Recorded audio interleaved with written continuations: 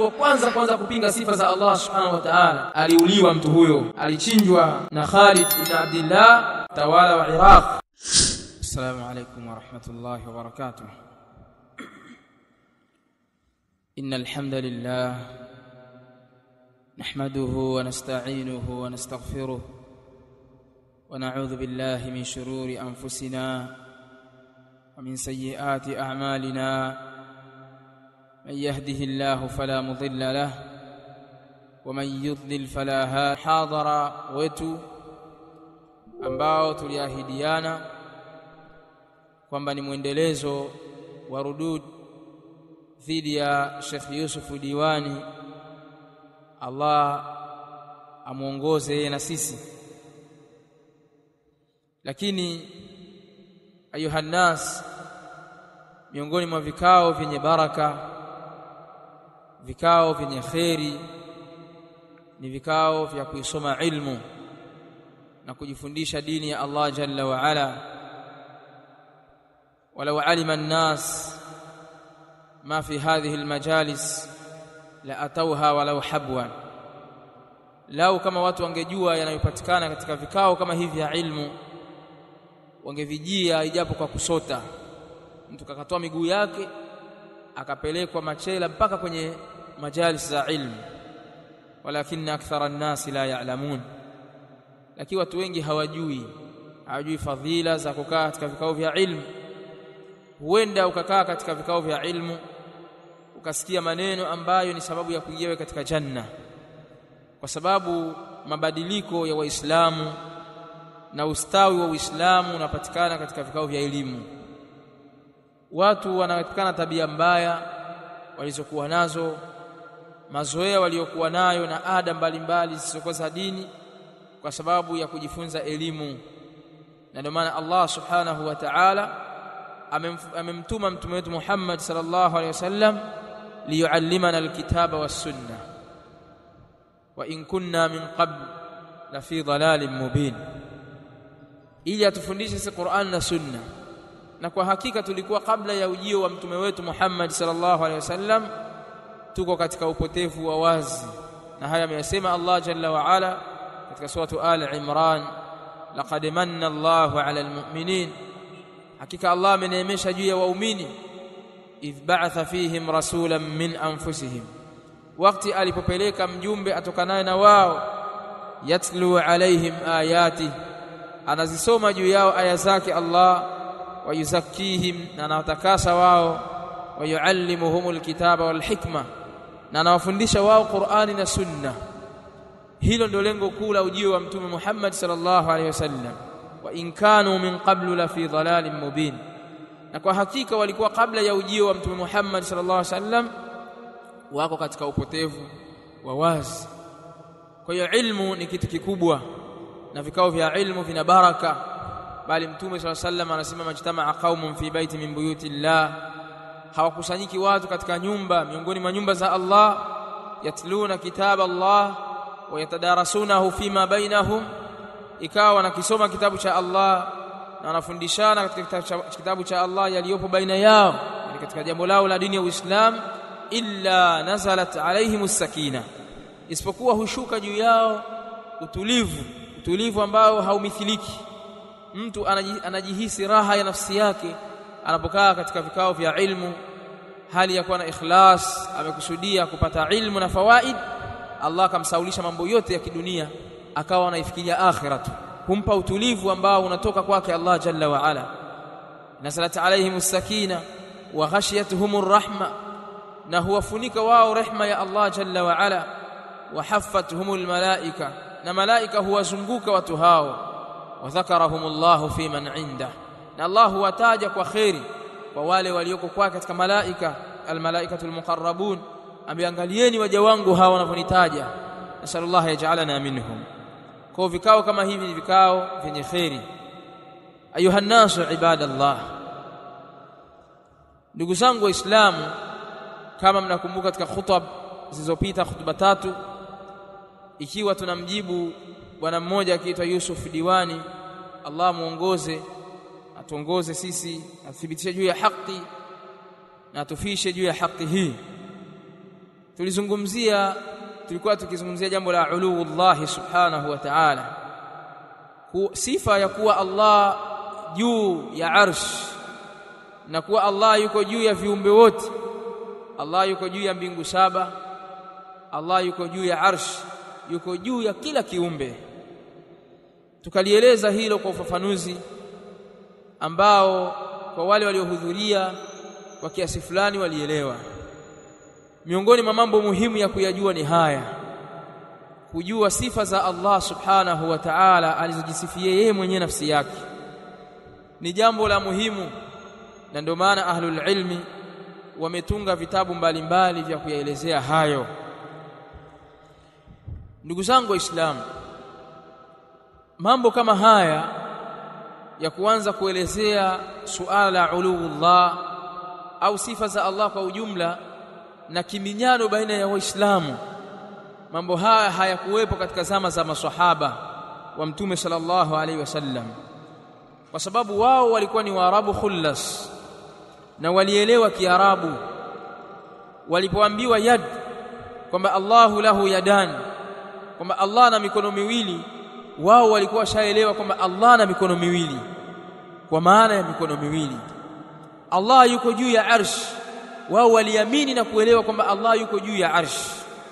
Walipoambiwa Allah ana macho, walielewa kwamba Allah ana macho. Lakini katika vitu ambavyo hawakujishughulisha navyo kwenye akili yao, namna gani sifa zake hizo, hilo jambo hawakujishughulisha nalo wao, kwa sababu walijua huyu anaelezewa pia hawamjui ukubwa wake ambaye ni Allah subhanahu wa ta'ala. Yeye amejisifia tu kwamba Allahu akbar, Allah ni mkubwa zaidi, lakini hakuelezea ule ukubwa wake ukoje. Ikiwa hakuelezea ukubwa wake ukoje, basi hatuna haja ya kuhoji kwamba je, macho yake yakoje, mikono yake ikoje, au mikono yake ikoje. Hawakuweza kuhoji hilo, kwa sababu walielewa kwamba anayezungumziwa ni Allahu Rabbul Alamin, Allah mlezi wa viumbe vyote. Na ndio maana wao walizipitisha sifa kama zilivyokuja, wakazibakisha katika maana yake ile ambayo amekusudia Allah subhanahu wa ta'ala. Na ndio maana al-Imam al-Auza'i rahimahullah ta'ala, kama tulivyoeleza katika khutba, alikuwa akisema amirruha kama jaat, zipitisheni ayat na ahadithi za sifa kama zilivyokuja, pasi min ghairi ta'wilin wala tahrifin wala tamthili wala takyif, pasi na kuzigeuza, kuzipindisha maana wala kuzitoa maana nje ya maana ya dhahiri yake. Msifanye hivyo, wala msilete mfano kwamba ikiwa mkono, Allah na mikono basi ni kama yetu. Haitakikani kwa hivyo. Ikiwa Allah yuko juu, basi yuko juu kama kilivyokuwa kitu fulani kiko juu. Hilo maswahaba hawakusema hivyo hata mmoja, na wao waliziamini hizo aya na wakaamini kwamba kullu min indi rabbihim, zote zinatoka kwa Mola wao Allah jalla wa ala. Lakini matatizo yalikuja kuanza kwa mtu mmoja anaitwa Ja'du ibn Dirham.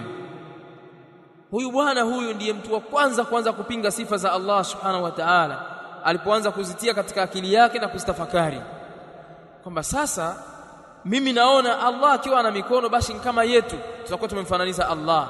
Akapinga. Naona mimi tukisema Allah ana macho tutakuwa tumemfananisha na viumbe, kwa hiyo akapinga. Kwa hiyo akawa anasema lam yakhluqillahu adama biyadi, Allah hakumuumba Adam kwa mkono wake, wa hakadha, akawa anapinga.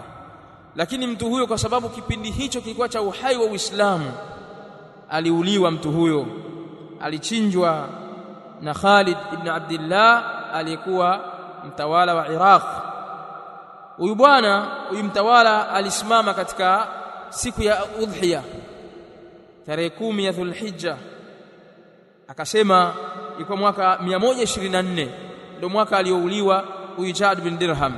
Asema ayuhan nas, enyi watu, dhahu taqabbala Allahu dhahayakum, chinjeni vichinjwa vyenu vya udhiya, Allah akubalie nyinyi vichinjwa vyenu. Fa inni mudahhim bil Ja'd ibn Dirham, mimi ni mwenye kumchinja huyu Ja'd ibn Dirham. Fa innahu za'ama anna Allah lam yattakhidh Ibrahima khalila, kwa sababu yeye amedai kwamba Allah hakumfanya Ibrahim kuwa ni kipenzi, wala yukallim Musa taklima, wala hakumzungumzisha Musa kumzungumzisha. Ta'ala Allahu amma yaqulu al-ja'du 'uluwan kabira, ametukuka Allah, amepukana na Allah subhanahu wa ta'ala kuepukana yale ambayo ameyasema Ja'd, kutukuka kuliko kukubwa, mpaka mwisho wa hutuba yake. Kisha akateremka akamchinja Ja'd ibn Dirham na Waislamu wakishuhudia kwa sababu ya jambo baya alilokuja nalo. Lakini tufahamu kwamba mtu akileta athari katika jamii leo, hata mtu akisimama akasema mimi ndio Mungu wenu, kuna watu watamkubalia. Hapa Makorora hapa atokee fedhuli mmoja aseme mimi bana ndio Rabbul Alamin, pengine atumie mambo ya sihiri na nini, kuna wafuasi watamfuata. Atokee mtu ajiite nabii, kama tunavyosikia baadhi ya watu wanajiita manabii, kuna watu watamfuata kwa sababu pengine ana pesa au kuna vitu anavyo katika mambo ya miujiza ya kishetani, kuna watu watamfuata. Huyu bana alifuatwa na mtu mmoja anaitwa Jahmu ibn Safwan, akachukua fikra zake hizo, na yeye kadhalika akauawa mwaka 128. Na yeye akaja anapinga sifa za Allah subhanahu wa ta'ala. Miongoni mwa madai yake anasema Allahu fi kulli makan, Allah yuko kila mahala. Kwa sababu ya Allah anasemaje, ma yakunu min najwa thalathatin illa huwa rabi'uhum, hawawi kikundi cha watu watatu wanaonong'ona isipokuwa Allah ni wanne wao, wala khamsatin illa huwa sadisuhum, wala hawawi watu watano wanaonong'ona isipokuwa Allah ni wasita wao, wala adna min dhalika wala akthar, wala hawawi kikundi chini ya idadi hiyo wala zaidi ya hapo, illa huwa ma'ahum aina ma kana, isipokuwa Allah anakuwa pamoja nao popote walipo. Akawa anasema Allah yuko kila mahala, lakini yeye aliuawa, lakini akazalisha vikundi vya watu, ikawa kila zama zinavyokwenda wanazalikana wapya. Wakaja wengine wanaodai kwamba Allahu mawjudun bila makan, wakakhalifiana na Jahm bin Safwan kwamba Allah yupo kila mahala. Nao ni Ash'ari ambao wanajinasibisha kwa Abu al-Hasan al-Ash'ari rahimahullahu ta'ala, na yeye alitubia na akaacha msimamo huu na akafa juu ya sunna na msimamo wa salafu salih. Kwa hiyo lakini pamoja na hayo akaacha athar kwa watu ambao ndio mpaka leo wanatusumbua katika miji yetu, kama Yusuf Diwani amechukua fikra hizo katika vitabu vya watu ambao walimfuata al-Imam Abu al-Hasan al-Ash'ari ghafarallahu lahu wa rahimahullahu ta'ala. Kwa hiyo maswahaba wao walitakasika, na ndio maana sisi tunalazimishwa na sheria na kuwalingania watu kufuata madhhabi ya salaf katika ufahamu wetu. Hutakiwi kuzisoma ayat ukastafsiri kwa rai yako ukasema mimi naona hapa pako hivi. Inatakiwa urudi kwa mashekhe zako wa kwanza wa kale, na hakuna shekhe kama maswahaba. Kwa maana wewe vivyo utakapokuwa shekhe lazima elimu yako iende kwa maswahaba. Huwezi kuisoma Qur'ani wewe isipokuwa utapitia kwa maswahaba. Huwezi kuzijua sunna isipokuwa utapitia kwa maswahaba. Wewe utakapofanya istinbat katika dini, maadamu ni kweli ulilolitolea istinbat, lazima itarudi an Abi Huraira, an Abi Bakr as-Siddiq, an Umar ibn al-Khattab, an Abdullah ibn Umar, an Abdullah ibn Abbas, an Ali na wengineo. Lazima jambo lako lirudi huko. Kwa hiyo sisi tukakalifishwa na sheria kwamba ni lazima tufuate ufahamu wao vile walivyofahamu. Wao walielewa vipi hizi ayati za sifati? Ndugu zangu Waislamu, mtu yeyote anaidai kwamba maswahaba wa Mtume sallallahu alaihi wasallam hawakuzijua ayati za sifati, huyo ni mrongo katika madai yake, kwa sababu wao Mtume sallallahu alaihi wasallam amekuja kwa ajili ya kuifundisha Qur'ani na akawafundisha wao, na tukaambiwa katika Qur'ani kwamba ni lazima tuzizingatie ayati.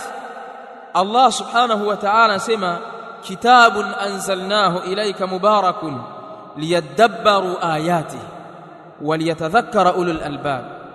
Kitabu tumekiteremsha kwako wewe, hicho ni kitabu ambayo ni Qur'an, tumekiteremsha kwako wewe Muhammad sallallahu alaihi wasallam, ni chenye kubarikiwa. Lengo la kukiteremsha liyadabbaru ayati, ili wazizingatie aya zake.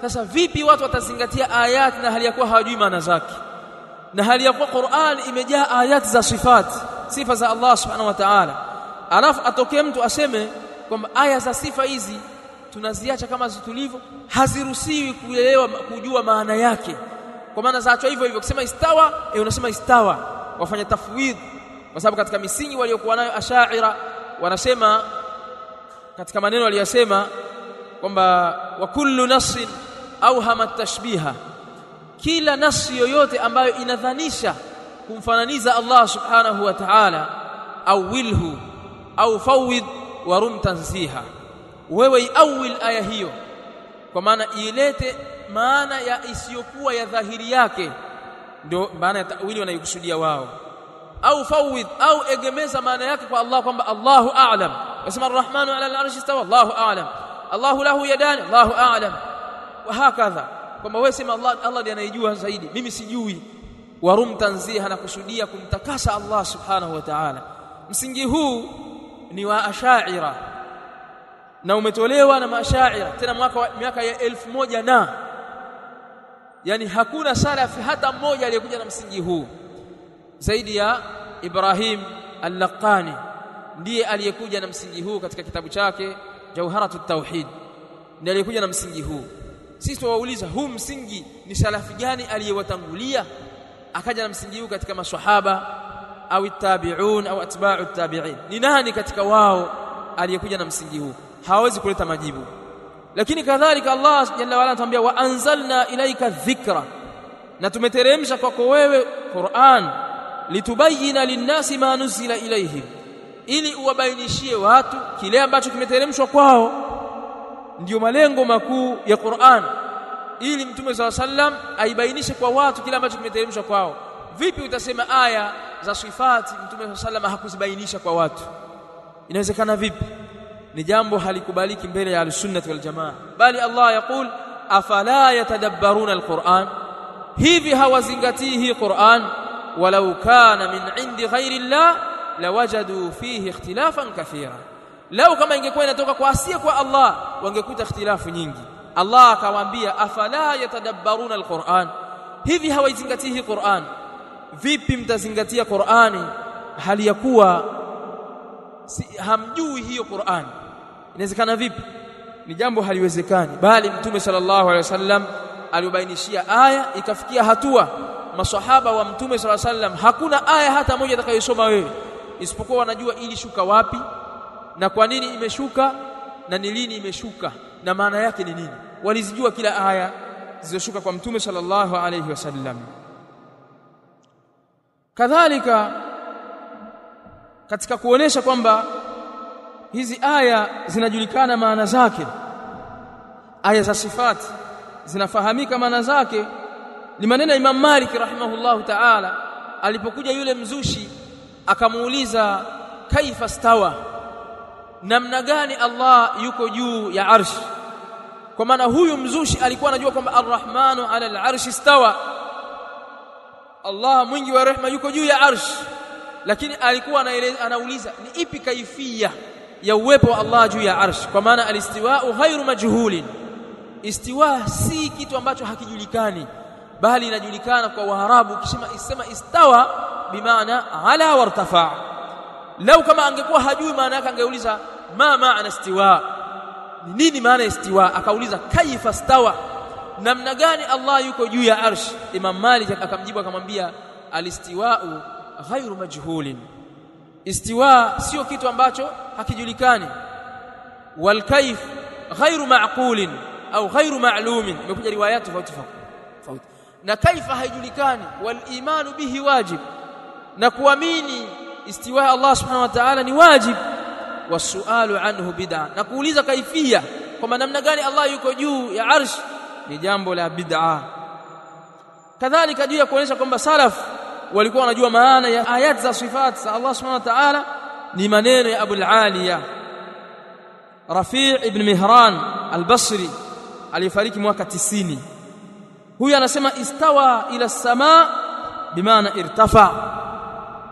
Istawa ila as-samaa kwa maana yake ni irtafa. Amepokea Imam Ibn Battah katika al-Ibana rahimahullahu ta'ala. Hii ni kuonesha kwamba walijua maana ya istiwa. Abu al-Hajjaj Mujahid ibn Jabri al-Makki, hawa ni watu wafasiri wa Qur'ani wa kale. Huyu amefariki mwaka 101. Anasema istawa ala al-arsh. Istawa maana yake ni ala al-arsh, amekuwa juu ya arsh. Amepokea Imam al-Bukhari rahimahullah ta'ala kwa sigha ya jazm maneno haya katika sahih al-Bukhari. Kadhalika al-Imam al-Auza'i rahimahullah ta'ala anasema kana az-Zuhri, alikuwa Imam az-Zuhri ambaye amefariki mwaka 125, wa Makhul, na Imam Makhul katika alifariki mwaka 112. Yakulani, wanasema amiru al-ahaditha lima jaat, zipitisheni hadithi za sifa kama zilivyokuja. Maana amepokea Imam al-Lalaka'i rahimahullahu ta'ala. Na imrar, kuzipitisha ayat za sifat na hadithi za sifat kama zilivyokuja, ni kuzibakisha juu ya majulisho yake, juu ya vile ambavyo yanajulisha matamko yake, pasi na kuingilia katika kuzibadilisha maana au kuziawil, kuzitoa nje ya maana yake ya dhahiri. Na haiwi imrar, huwezi kuzipitisha maana kwa vile zilivyokuja isipokuwa baada ya kujua maana zake. Na lau kama sio hivyo, basi Qur'ani ingekuwa ni laghu, ingekuwa eti tumeteremshwa Qur'ani imejaa sifa za Allah subhanahu wa ta'ala alafu hatujui maana yake, basi Qur'ani ingekuwa ni puo, na jambo hilo haliwezekani. Kwa hiyo mtu anayekuja akasema maswahaba waliziacha hivyo hivyo kwa maana hawakujua maana zake, huyo ni muongo. Na anayekuja anasema, mfano kama anavyotueleza, tueleze kauli ya sahaba anayesema Allah yuko juu ya arsh. Akwali ziko nyingi, tulisoma sana riwaya ya Abubakar radhiyallahu anhu alipoelezea khutba yake, alipokuwa akielezea Waislamu kwamba ikiwa mwabudiwa ni Muhammad sallallahu alaihi wasallam basi amekufa, lakini ikiwa mwabudiwa wenu ni Allah aliye juu ya mbingu basi Allah hajafa. Hizi ni kuonesha kwamba wao walikuwa hawasumbuki kuanza kutoa maelezo kama sisi, kwa sababu watu mfano wa Diwani, watu mfano wa Yusuf Diwani na mfano wake hawakuwepo. Kwa hiyo ilikuwa hakuna kiminyano, bid'a hiyo haikuwepo. Ilikuja kuanzia kwa Ja'd ibn Dirham, na yeye akaanza kupingwa vikali na salaf, wakampiga vita, na kweli fikra yake wakawa wanaielezea ubaya wake, walillahi alhamdu wal minna, na ikawa ni sababu ya sisi kunukuu maneno yao kwenda kwa wale muanidun ambao ni wapinzani kama Sheikh Yusuf Diwani hadana Allahu wa iyyah. Ndugu zangu Waislamu, al-Imam Sufyan ibn Uyayna al-Makki rahimahullahu ta'ala aliyefariki mwaka 198 anatuambia katika usia wake, anasema kullu shay'in wasafa Allahu bihi nafsahu fil Qur'an fa qira'atuhu tafsiruhu la kayf wala mithl.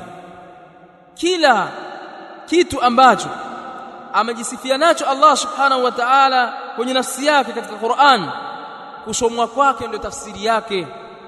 Kwa maana Allah subhanahu wa ta'ala aliposema bal yadahu mabsuutatan, yasomwa hivyo hivyo, bali mikono yake Allah ni yenye kukunjuliwa.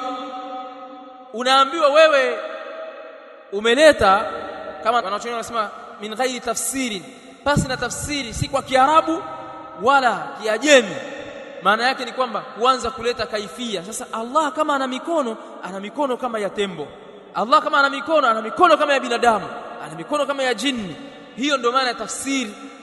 Lakini maana yake kwamba ukisoma Allahu lahu yadani, Allah ana mikono miwili, hapa umefanya tarjama ya kueleza kutoka kwenye Kiarabu kwenye Kiswahili. Maana katika maneno yanatatiza Diwani kwamba min ghairi tafsirin, yeye kwa sababu hayaelewi maana yake na kutosoma vitabu vya salaf, asema pasi na kuyatafsiri, kwa hiyo anabakishwa hivyo hivyo ya dani.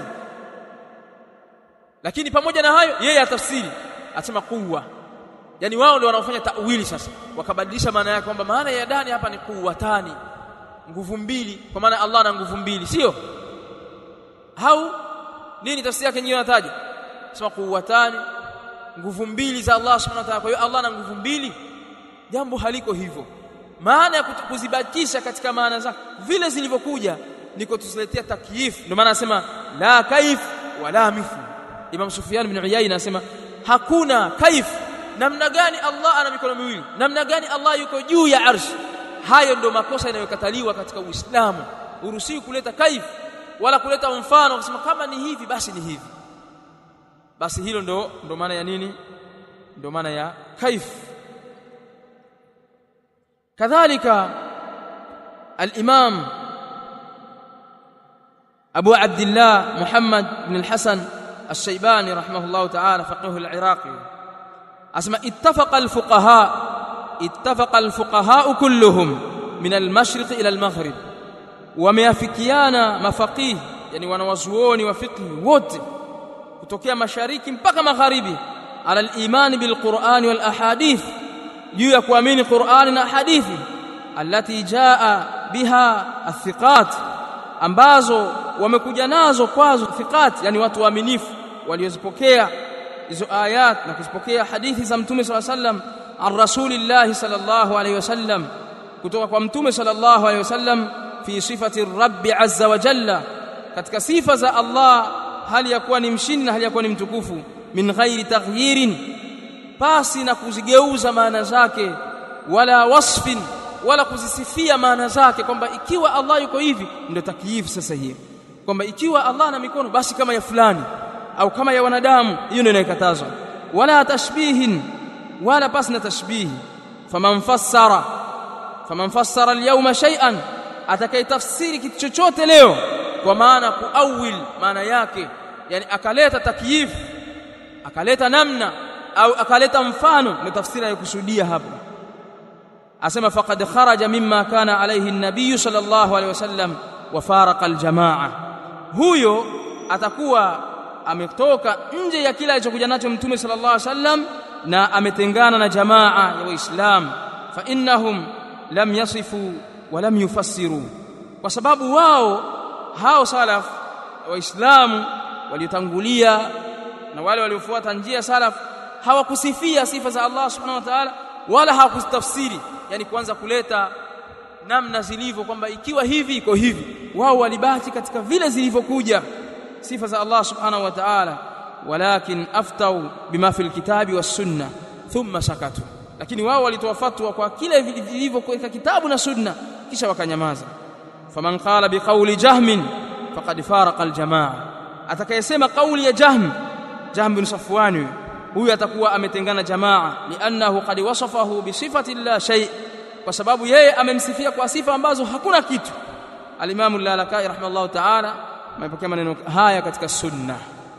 Kwa hiyo haya ni maneno ya al-Imam al-Shaybani, anaelezea kwamba hairuhusi kuzifasiri ukaanza kuelezea kwamba ikiwa hivi basi jambo liko hivi, ima kwa kuawil au kwa kuleta takyif au tamthil. Ndio maana tafsiri anayokusudia al-Imam rahimahullah ta'ala.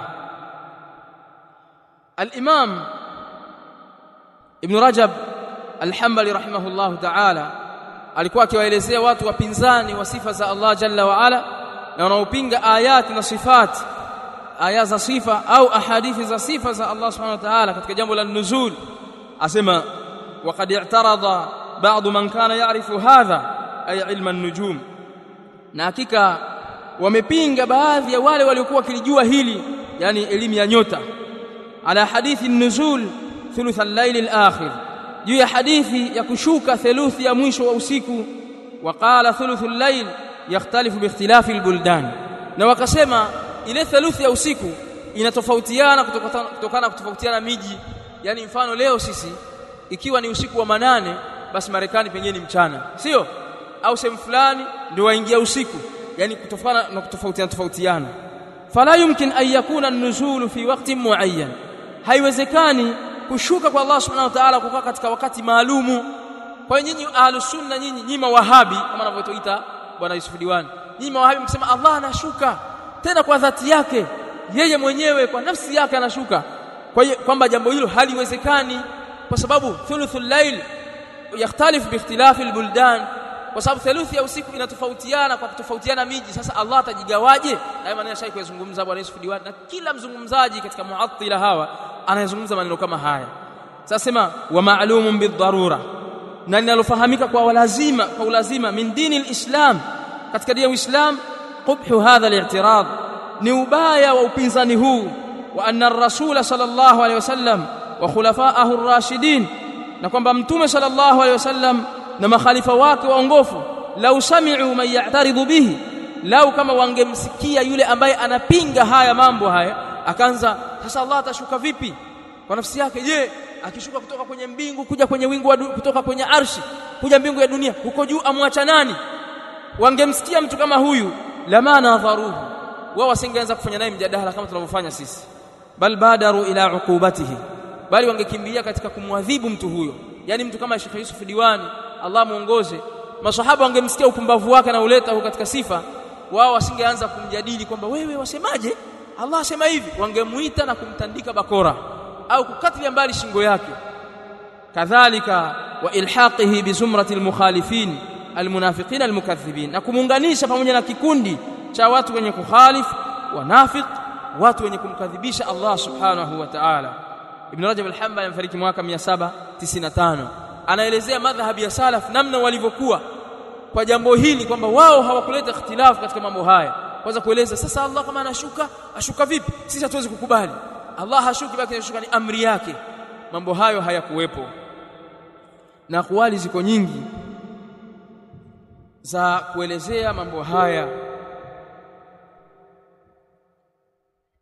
Kadhalika al-Imam Hammad ibn Zaid rahimahullahu ta'ala, Hammad ibn Zaid katika maneno ya al-Imam Ibn Rajab ametaja katika kitabu chake Fadlu ilmi salaf ala al-khalaf.